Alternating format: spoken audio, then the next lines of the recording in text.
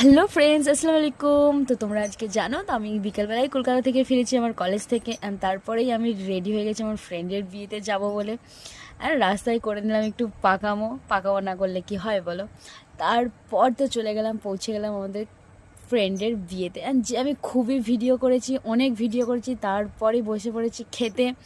And আজকে তোমাদের সাথে আমি শেয়ার করব আমার বিয়ের, মানে আমার ফ্রেন্ডের বিয়ের মেনু। তো আজকে মেনুতে ছিল কুলচা, চানা পানির, স্যালাড। কিন্তু আমি বিরিয়ানি লাভার, আমি তো বিরিয়ানির জন্য অপেক্ষা করছিলাম। তারপরে পড়ে গেল পাতে সাদা ভাত অ্যান্ড পমফ্রেট মাছ। সাদা ভাতের সাথে পমফ্রেট মাছের কম্বোটা সেই লেগেছে। পমফ্রেট মাছটা ছিল খুবই ফ্রেশ। তারপরেও আমি বলবো আমি বিরিয়ানির জন্য অপেক্ষা করছি। আমি ভাত খুবই কম নিয়েছিলাম, একটুখানিই খেয়েছিলাম, আমি বিরিয়ানির জন্য অপেক্ষা করছিলাম। অবশেষে আমার পাতে এসে পড়লো বিরিয়ানি।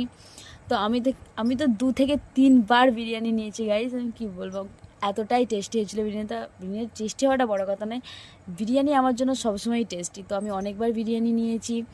এবং অবশেষে ছিল আমাদের পাতে, আর ছিল মেনুতে চাটনি, পাঁপড় অ্যান্ড মিষ্টি অ্যান্ড আইসক্রিম। তো খেয়ে এইভাবেই আমার ফ্রেন্ডের বিয়েটা মেনুটা কমপ্লিট করলাম।